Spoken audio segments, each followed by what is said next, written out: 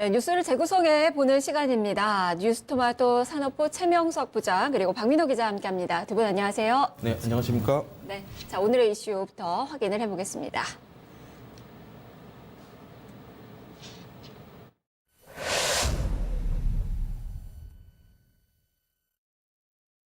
혈세가 8천억 원이 넘는 돈을 지원받은 한국GM의 철수설이 끊이지 않게 나오고 있습니다. 뉴스토마토 단독 보도에 의하면 GM 본사 고위 임원이 생산법인의 철수 가능성을 언급을 했습니다. 자, 과연 GM이 한국을 떠날까요? 이 주제에 대해서 좀 고민을 해보도록 하겠습니다. 자, 최명수 부장님, 일단 워딩 그대로 제가 얘기를 한다면 GM 입장에서 보면 한국은 큰 딜러 시장에 불과하다라고 고위 임원의 발언이 나왔습니다. 그동안은 사실 GM 쪽에서는 이 철수설을 계속 일축을 했었잖아요. 맞습니다. 근데 이 본사의 고위 임원의 이런 발언이 나왔는데 이게 GM의 입장이라고 좀 봐야 되는 건가요? 그러니까 입장이라고 보면은 이제 공식 입장이라는 것과 이제 네. 그 개별적인 이사회의 그 생각이 있는 건데 그 이번 입장은 일단 GM 본사나 한국 GM 본사의 직접적인 그 공식 입장은 아닙니다만 그 GM이라는 거는 항상 그 한국이라는 시장을 전체 그 24개 글로벌 사업장이 있고 진출 국가가 여러 가지가 있는데 그중에 이제 여기서 말하는 24개 사업장이라는 건 이제 생산 시설이 있고 네. 그런 뭐 여러 가지가 있는 그런 시설을 얘기하는 건데 그 중에 하나로만 보지 전체적으로 한국을 위한 사항으로 한국을 위해서라는 그런 목적으로 본 시각은 좀 작다는 거죠. 그러다 보니 이사회에서 생각하는 거는 항상 이런 문제가 그 전체적으로 봤을 때 한국은 하나의 그냥 원오브댐의 하나일 뿐이다라고만 생각을 한다는 추측은 항상 가능했던 거였는데 이번에 저희가 보도를 한 내용은 어쨌건 그 글로벌 경영에 영향력을 미칠 수 있는 고위 임원 그분의 발언을 저희가 들었다는 거에서 좀 의미가 있다는 걸로 보고 그런 시각이 있다는 걸로 봐주셨으면 좋겠습니다. 가능성을 열어놓은 그렇습니다. 거다. 네네. GM의 입장을 어떻게 보면 좀 확인한 거라고 네, 볼 수 맞습니다. 있다라는 그 이야기죠. 그러니까 생산보다는 판매만 하는 조직으로 맞습니다. 할 수 있겠다. 뭐 네. 조직을 축소할 수 있겠다라고 맞습니다. 우리가 추측을 이 발언을 통해서 해볼 수 있는 거예요. 네네. 지금 현재 GM의 행보 자체가 좀 심상치가 않은 그 상황인데 박민호 기자, 지금 글로벌적으로 대규모 구조조정을 좀 하고 있잖아요. 네, 맞습니다. 지금 이제 먹튀다, 아니다. 이제 먹튀 논란이라고 하는 단어 자체가 먹튀인지 아닌지 참 불분명하다, 뭐 그런 의미도 사실 있는 거잖아요. 이제 먹튀라는 게 사실 이제 먹고 튄다라는 뜻에서 좀 부정적인 의견을 많이 쓰는데 또 반대 측 입장에서는 이제 장사가 안 되니까 사업을 철수하는 건 뭐 당연하다 이렇게 반대하는 측도 있습니다. 네. 일단 GM 같은 경우는 글로벌 전체적으로 이제 지구촌 입장에서 본다면은 장사는 잘 돼요. 네. 단지 한국 시장에서 장사가 워낙 안 되다 보니까 이거를 철수할 것인지 아니면은 다른 사업부로 바꿀 것인지 그런 차원에서 이제 본사 차원에서 구조조정 이야기를 이제 하고 있는 거죠. 이제 미국에서 5곳 그리고 해외 2곳 공장문을 닫겠다고는 일단 공식적으로 말했습니다. 직원 수로는 14,000명 정도를 인력비를 줄여야겠다 이렇게 얘기하고 있고 이게 작년 11월부터 계속 나왔던 얘기니까 지금도 진행 중에 있는 거고요. 그리고 우리나라 군산공장 같은 경우는 일단 타깃이 돼가지고 구조조정이 됐죠. 나머지 이제 부평공장, 창원공장도 여기에 포함이 될 것인지 아니면은 뭐 다른 형태로 이제 사업으로 뭐 전환할 것인지 이런 내용들이 이제 기대가 어떻게 될지 이제 향보를 보겠다는 거죠. 이제 구조조정을 왜 하는가에 대해서 좀 기사 내용을 쭉 살펴보면은 장사가 안 돼서라기보다는 정확하게는 이제 내연 기관의 자동차를 좀 줄이고 앞으로 전기차 그리고 뭐 수소차 그런 게 되겠죠. 자율주행, 네, 맞아요. 이제 큰 그림을 네. 얘기를 한 거죠. 네, 제조업도 이제 인력이 그렇게 많이 필요하지 않은 상태로 기술이 발전하다 보니까 이제 미래 신기술로 전환하겠다라는 그런 큰 그림에서 지금 노동력을 좀 많이 줄이겠다는 그런 기업의 논리가 이제 적용이 되는 거예요. 그래서 경영 상황이 안 좋아서 한국을 구조조정할 수밖에 없다라는 것은 뭐 반은 맞는 말이기도 하고 또 반은 틀린 말이기도 해요. 왜냐하면 우리나라에서 현대차가 한 달에 한 7만 대씩 팔거든요. 네. 근데 GM은 1년에 한 7만 대 정도씩 팔아요. 그러니까 좀 상대가 안 되는 거죠. 뭐 르노, 삼성 같은 경우는 덜 팔기도 하지만은 어쨌거나 국내 완성차 업체인 한국의 이제 현대차, 기아차에 비해서는 좀 성적이 좀 좋지 않은 편입니다. 돈이 안 되니까 좀 이걸 빨리 정리를 하고 다음 사업으로 이제 구도를 좀 바꾸겠다 이런 것으로 나오고 있는데 일단 그래서 군산에서 좀 타격이 컸죠. 그리고 네. 부평과 창원 공장도 지금 뭐 떨고 있는 입장이다 이렇게 보면 될 것 같습니다.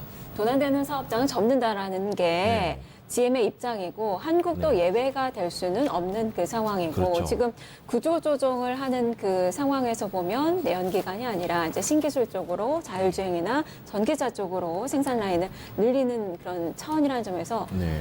우리 뭐 10년간 철수 안 하기로 했지만 네.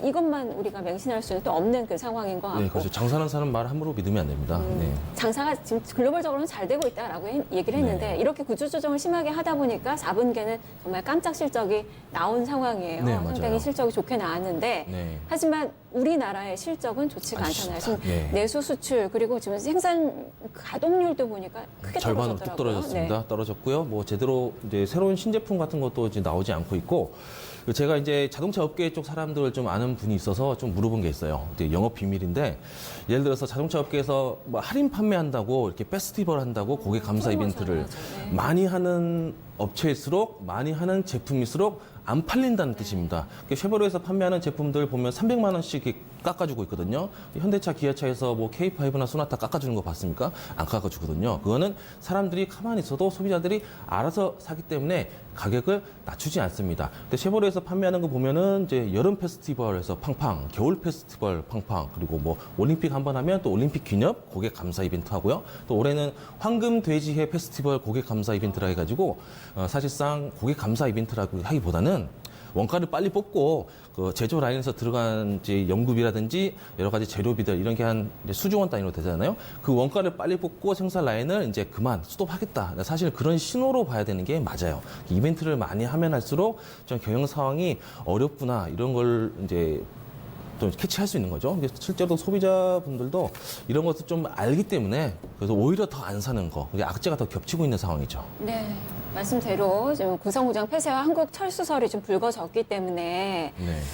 그렇기 때문에 소비자들이 더 맞아요. 외면을 네. 하는 거고 만약에 철수하게 된다면 뭐 공인비도 올라가게 될 거고 뭐 부품도 조달이 더 어려우니까 또 금액이 지금 상당히 그런 측면에서 보면 브랜드 가치가 크게 훼손이 되니까 지금 내수 시장이 어려운 거잖아요. 많이 떨어졌죠. 그러니까 작년에 그 군산공장 그 사태 이후로 여러 가지 이제 그 과정에서도 많이 이제 소비자들의 신뢰를 좀 잃었는데 네.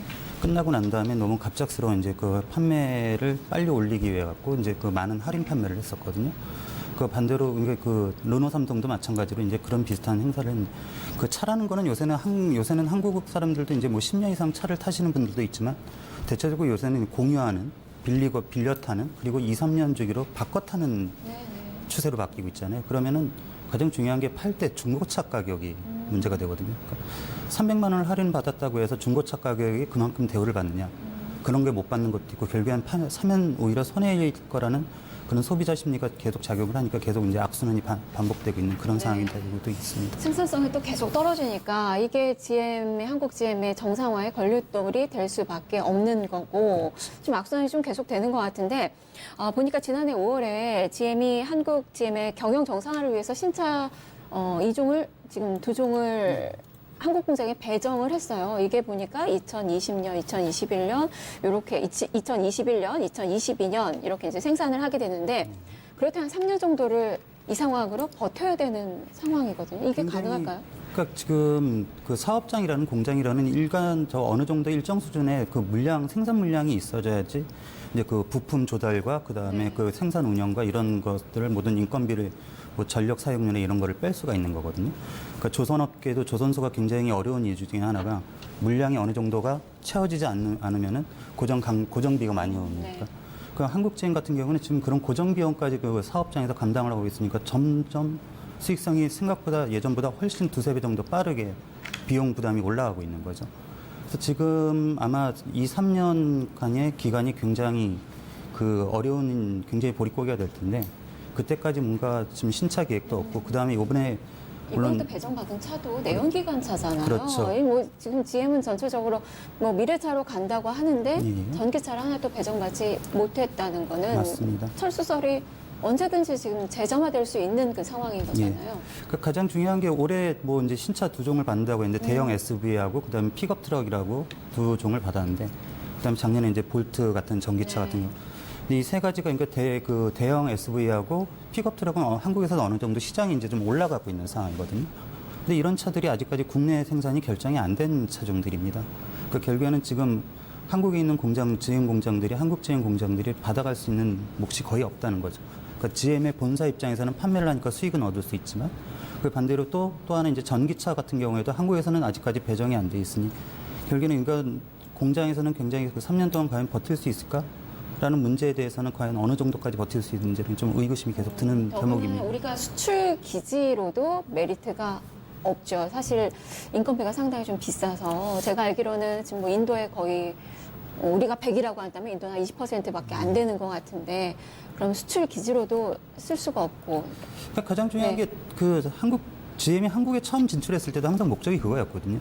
물론 한국이라는 자동차 산업이 처음 시작했을 때 그 한국을 그 우리 GM의 그 하청 기지와 뭐 어셈블리하는 시장 그래갖고 그때부터 판매를 하겠다는 생각이 있었고 했는데 그거와 더불어서 그때 당시에 72년도에 한국에 처음 들어왔을 때는 그 일본 자동차 시장을 진입하고 그다음에 동남아 시장으로 확산할 수 있는 그런 중간 기지로서 한국을 이용하겠다라는 목적이 있었거든요. 근데 지금 보시면 뭐 중국, 일본 전부 다 동남아에서도 이제 자체 개발하는 차종들이 많고 거기서 또 GM의 이제 경쟁력이 좀 떨어지고 있으니 한국에 대한 가치가 그만큼 또 떨어지는 면도 아무래도 있다 보니 GM의 명분은 더 많이 제기가 되는 거죠. 그 뭐지 새로운 차가 이제 2대 정도 콜로라도 뭐 그리고 뭐 픽업 트럭 이렇게 들어온다고 하는데 사실 좀 제 개인적인 입장에서는 좀 기대하기가 조금 어려운 게 SUV가 쉐보레 측에서는 SUV가 제품도 좋고 또 잘 팔리는 그런 차예요, 외국에서는. 근데 우리나라에서 SUV 판매량이 좀 매우 심각할 정도로 좋지 않습니다.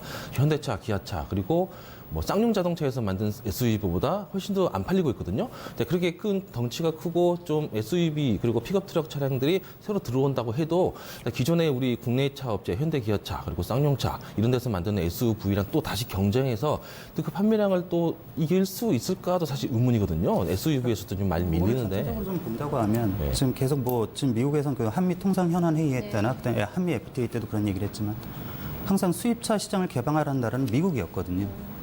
근데 미국에서 개발 그 압력을 넣어서 수입차 시장을 열었는데 가장 효과를 못 보는 데가 미국 업체예요. 자동차 업체. 그러니까 한국에서는 미국 차 디자인이 그렇게 썩 선호하는 스타일이 아니거든요.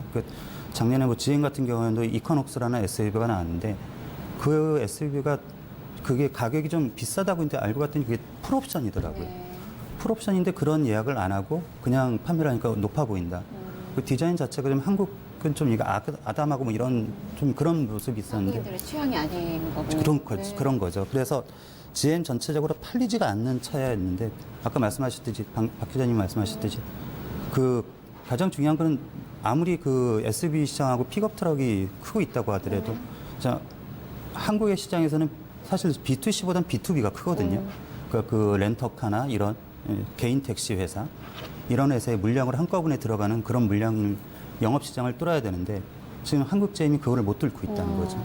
어려운 시기가 뭐 길게 그래서 좀 갈 것 같아요. 굉장히 보니까. 어려운 상황입니다. 지금 GM이 군산 공장 철수를 지난해 10월에 했고 그리고 올해 초에 글로벌 공장들을 지금 추가적으로 철수 선언을 하고 있는 그 상황이고 그리고 우리나라에서는 R&D 법인을 분리를 했습니다. 사실 저는 이 속내도 궁금해요. 이게 사실 우리의 그 추측대로 생산법인의 철수로 가는 게 아닌가 싶기도 하거든요.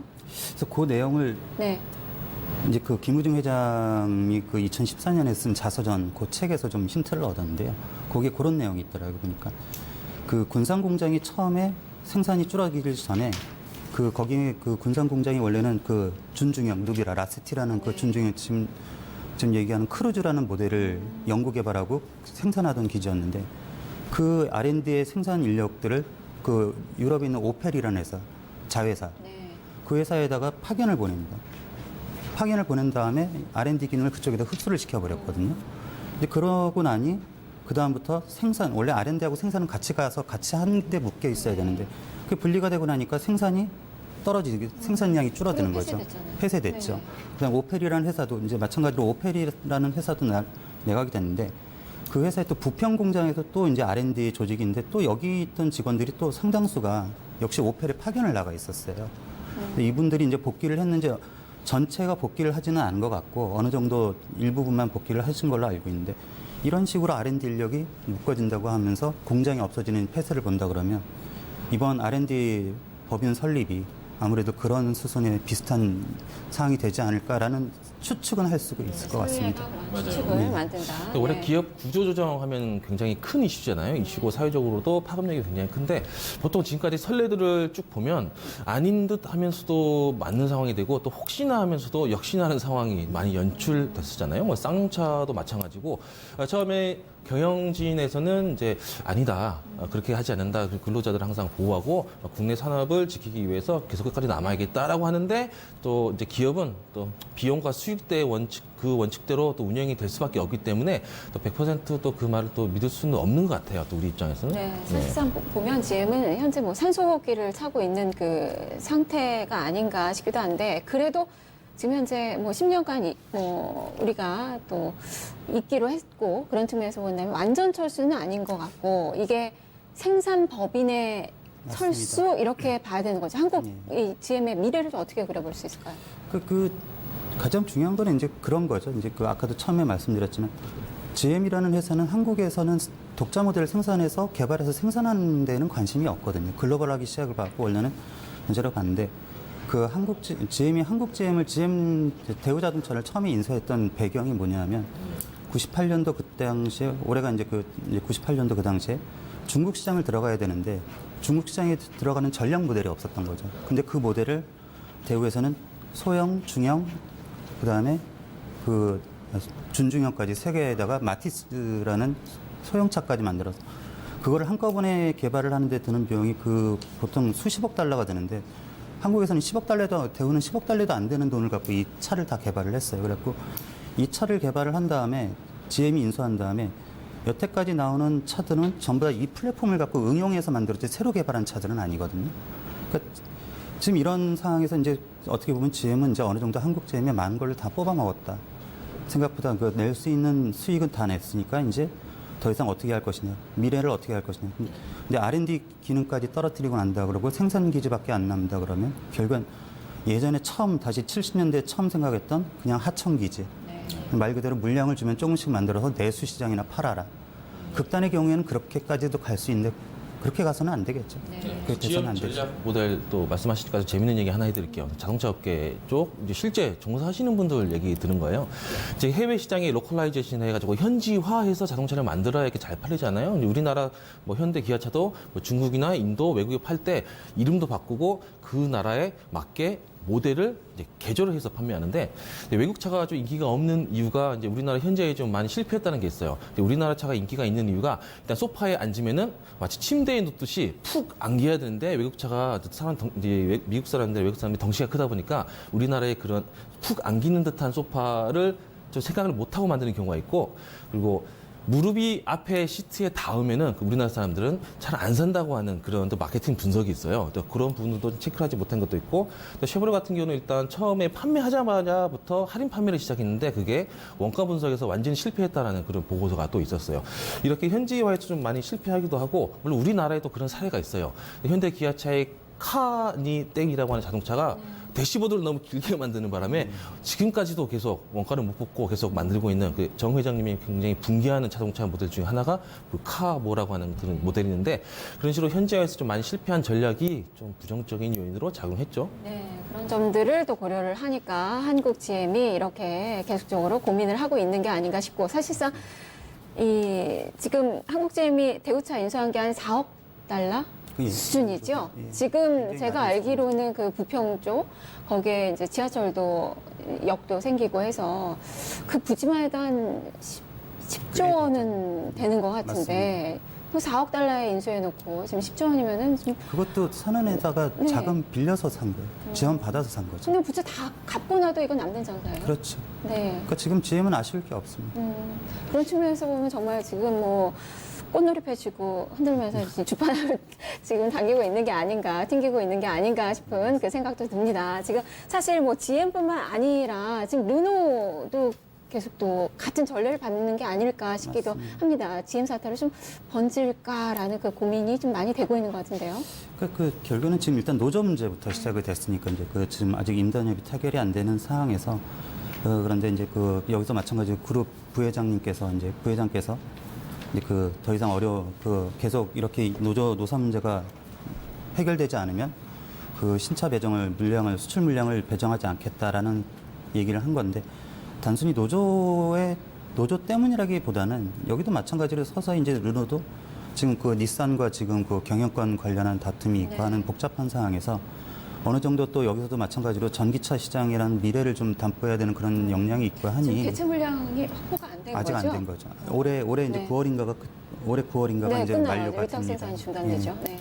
근데 지금 아까 다른 데 언론 보도를 보니 그 2013년에 처음으로 이제 르노 삼성이 그 물량을 받았을 때는 그 닛산에 있는 일본 공장보다 20% 인건비가 저렴해서 그 경쟁력으로 받았는데 지금 보니까 오히려 그 공장이 지금이 20% 한국이 오히려 더 높다는 얘기까지 좀 나오고 있고요. 그런 경쟁력이 떨어지는 것도 있고 하니까 아무래도 이런 문제가 좀 계속 불거졌는데 일단 아직까지는 아니겠지만 이것도 이 상황을 봐서는 좀 GM과 같은 비슷한 사태로 좀 번지지 않을까 하는 사태가 좀 한국 우려되기도 합니다. GM은 좀 시끄럽게 짐을 싸고 있고 르노 삼성은 좀 조용하게 조용한 짐을 싸고 있는 편이죠. 것 같아요. 네. 제가 봤을 때는. 예. 하지만 또 이게 같은 전철을 좀 밟을 수 있다는 점에서 한데 묶어서 좀 살펴봐야 될 그 사안이 아닌가 싶기도 하네요. 두 분 말씀 여기까지 듣겠습니다. 고맙습니다. 감사합니다. 네, 자, 많은 분들이 한국GM의 선전을 바라고 있습니다. 하지만 현재 여러 가지 정황상 본다면은 낙관하기가 쉽지가 않은 상황인 것은 맞는 것 같습니다. 군산공장 그 철수 이후에 또다시 한국GM의 철수 시즌2가 되지 않을까라는 우려가 좀 많이 나타나고 있는 그 상황인데요. GM이 어떤 결정을 내릴지 좀 지켜봐야 될 그 상황인 것 같습니다. 자, 지금까지 뉴스를 재구성해 봤습니다.